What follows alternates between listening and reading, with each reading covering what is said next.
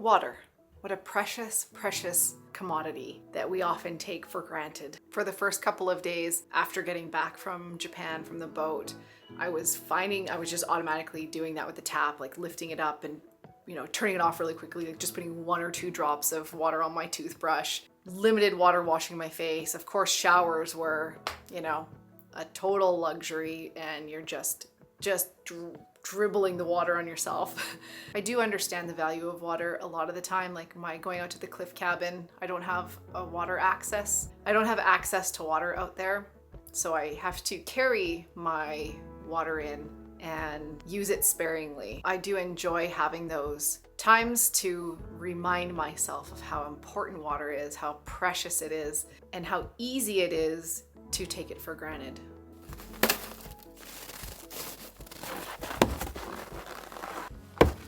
We are back at home. We've been home for nearly 2 weeks now. This last week, like about 7 days, has been quite cold for us in this area. I think all of BC has been cold. We usually do get a couple of cold snaps each winter, and this was one of them. So we've had like minus high teens to minus 25 Celsius. And we are at the tail end of it. So tomorrow it starts to warm up a little bit more, but it's interesting. I checked the temperature at the house before I left to come down here, and it was like -9. And then the thermometer here says -16. So it's a lot colder down in the forest than it is up at the house where the sun is shining a little bit more. Anyway, I came down to process a little bit more of the firewood, or the rest of the firewood that I got the other day. I bucked up a tree that had fallen on our trail, so I'll do that because I ran out of firewood for the wood stove. Prior to leaving for Japan, I had tried to get enough footage done and a video edited to have 2 videos out while I was away, but I was only able to have the one. But I do have some footage from prior to leaving, so I thought, I don't know, let's include it. So let's go back and take a look at what I was doing before I left. Birch is my favorite wood to burn, and somewhere in the mix of footage I lost sharing the fact that we have all of 2 birch trees on this property, and I'm headed to one of them. So this is funny. Here is the birch tree. Right there. It's like a twig. That's it, folks. Gotta work with what you got.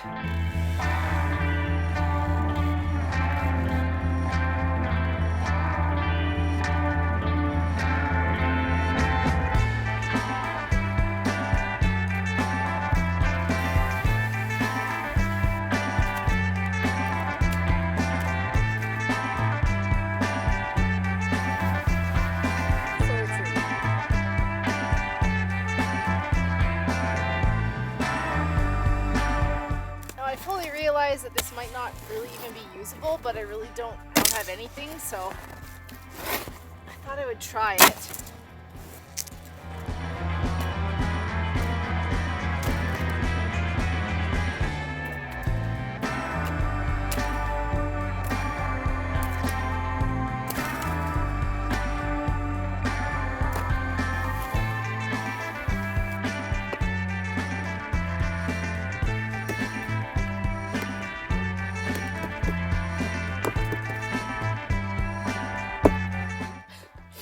Trying to feel the moisture in it.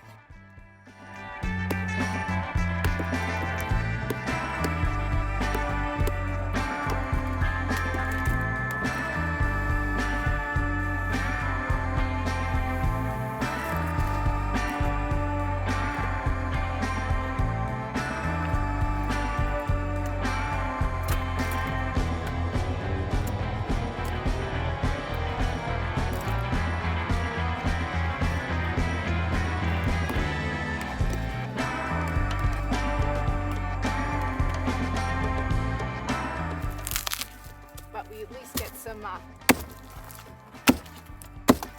birch bark out of this.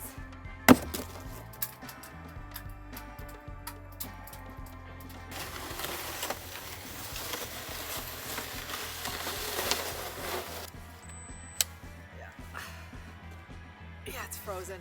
Earlier this morning when I walked down with the dogs, I brought some cardboard because the kitchenette thing, I'm gonna change it. It makes the most sense to do a corner type counter instead of either one side or the other. So I brought some wood down to create a frame, and then I'll draw a template.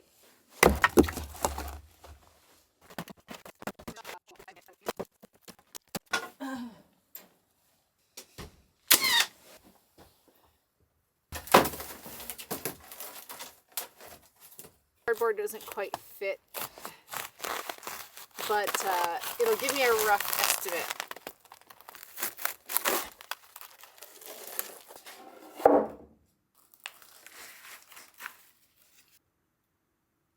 My template isn't really going to work because this isn't as long as I thought it was. But in theory, it should be sort of relatively 45-degree angles because it's a corner. It's not going to be exact, but so I just picked the center point of this and going 45 degrees off, and then hopefully that works good enough that I can, if it's not a perfect fit, I can cover it up somehow. It just makes it look really small now. That extra, I think it was about 5 inches. This is only 39.5 inches long, and I think 45 inches was the measurement that I took yesterday. So, it is what it is, I guess. It's all I got to work with, so. Sadly, I feel confident I'm not going to like this.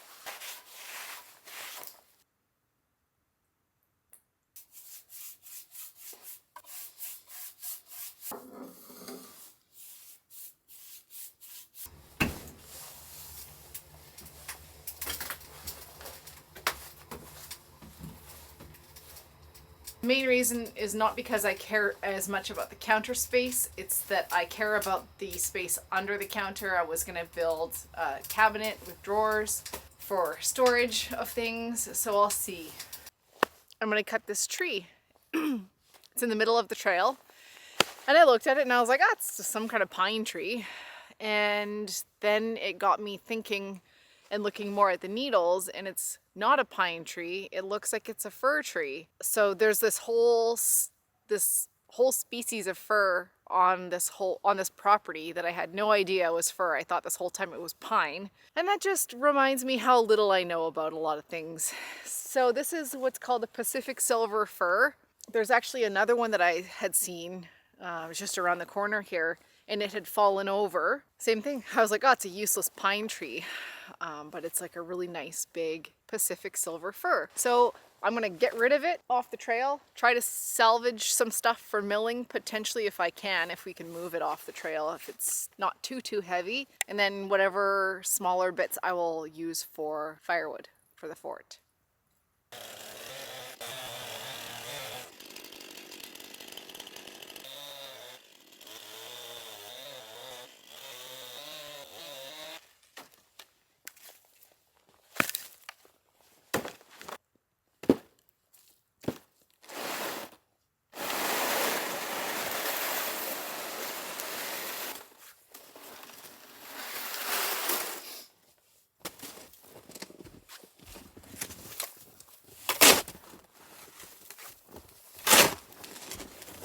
It snowed about a foot while we were away.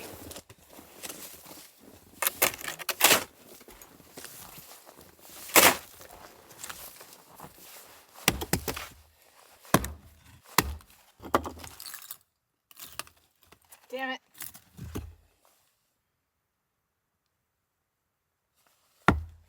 I could have milled it, I think. Yeah, that's fir.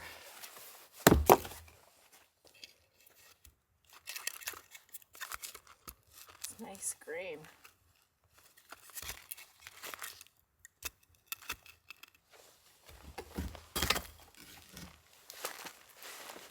So what's funny is that now that I know the species of this tree, which is, it's something close to a Pacific silver fir, I'm seeing it everywhere. It's just always amazing to me how little I know about my surroundings. There's just so much to know in the world. So now that I know that species of tree, I'm spotting it everywhere. So I'm like walking along, I'm like, there's another one. There's another one. There's another one right over there. A big one.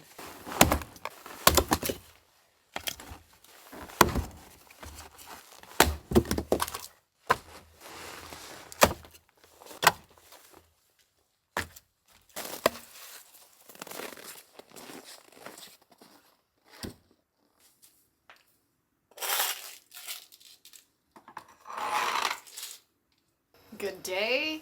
Welcome back to the fort. It's the next day and it's a little bit warmer down here today. In general, it's a little bit warmer. So yesterday was minus 16 down here and today it's like minus 10 to 11. So a little bit more respectable. And I really wanted to have a little camp bake here. I've noticed that there is a generous amount of heat underneath this stove. So I really wanted to see how it would perform baking a loaf of bread. So last night I got a little miniature sized portion of sourdough on the go and I brought that down with me.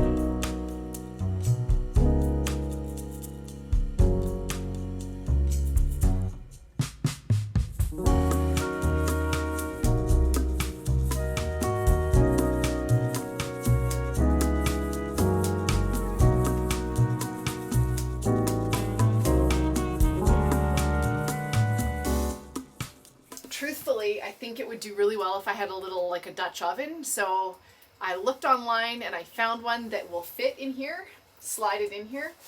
So I've ordered it, but of course it takes a few days to get here. So in the meantime, I just have my loaf in a little cake pan and I'll put some tin foil over top to create kind of a Dutch oven. But yeah, I just wanted to see how it performs. Cooking on top is hard because the surface area isn't very big. And it's also a little too hot, like too much direct heat. So down here is always this really like, you know, convection oven. Look at how cute it is. I think it would obviously do really well too if I had some metal sides on, but I'm going to start with the basics and then add or subtract or add if I need to as time goes on.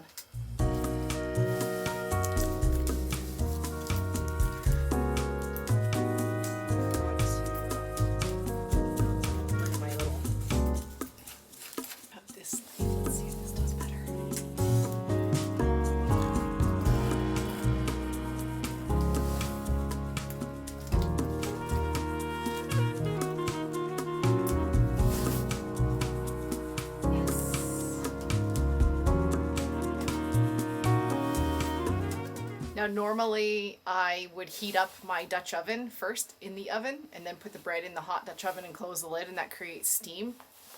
But we're not able to do that today.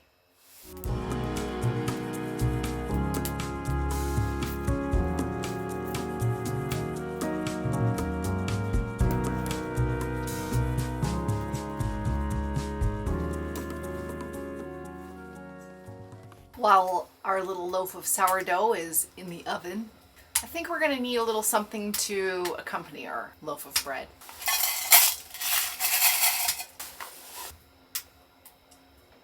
Let's go see what we can find.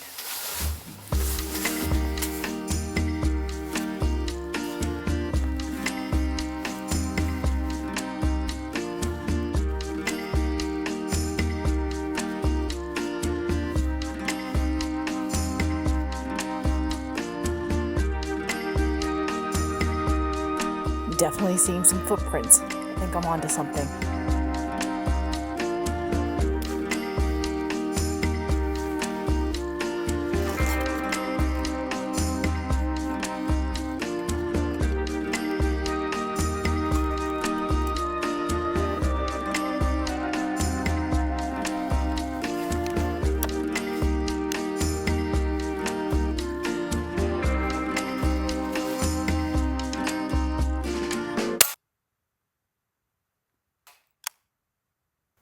Bullseye.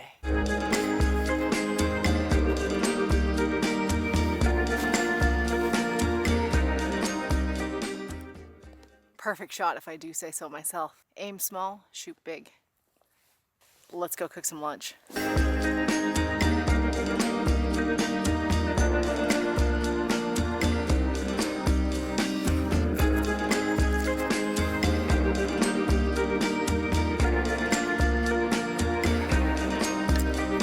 It's been 20 minutes. So my big loaves I put in for 25 minutes and then I take the lid off for 15.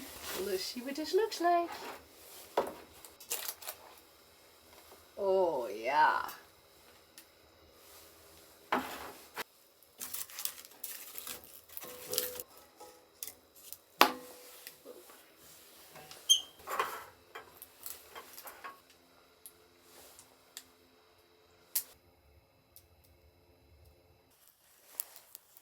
It didn't go through the other side.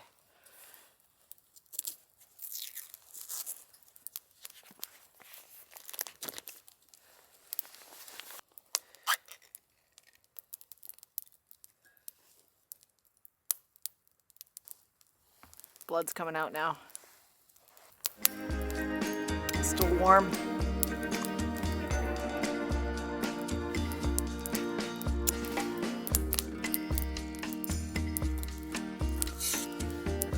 There's the bullet.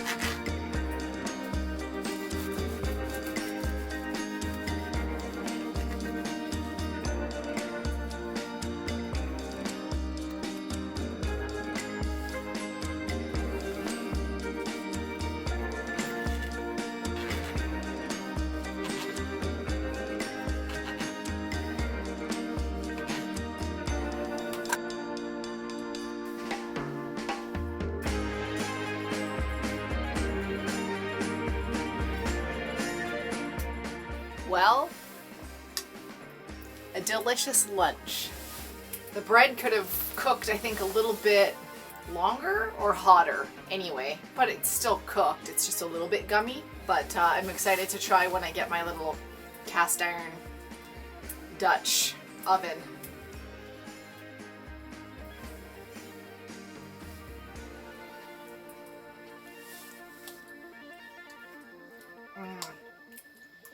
So good. I love beans.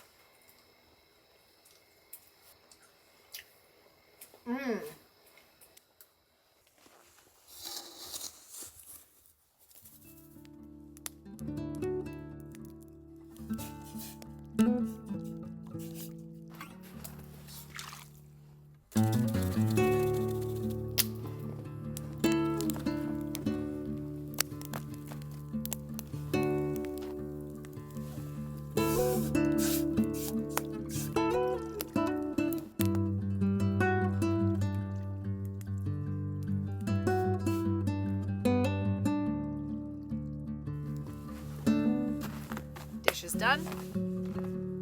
A couple of nights ago, Steve and I were chatting about these really cold winter nights, winter camping, building fires, shelters, that sort of thing. And he reminisced when he was 13 and 14 years old in Scouts, he and 3 other boys had to go out and winter camp for 2 nights. They were required to build their shelter, hunt for their food, and they had to take turns to keep the fire going all night. He remembers how they had a little sheet of tinfoil by the fire to reflect heat into their little lean-to. It was minus 15 to 20 degrees Celsius, and they only had cotton sleeping bags and rubber gumboots. There was no such thing as Gore-Tex or down-filled back then. This event was called Camp Cold Snap. Steve was doing this to obtain his camper's badge with the goal of obtaining his Queen Scout certificate. A mighty feat, which he was awarded on May 31st, 1969, a day we celebrate every year. Now, I'm pretty sure I wouldn't have been able to do that at that age, but I'm pretty confident I could now.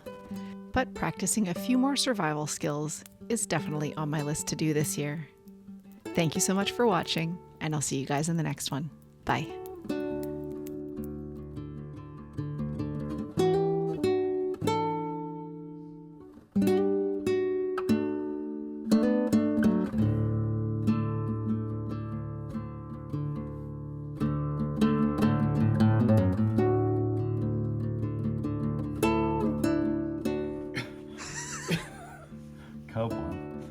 Province of Quebec. This one's the homemaker. I was able to make my bed. What's that one? You're able to play sports? I don't know. Saguenay, Lac Saint Jean.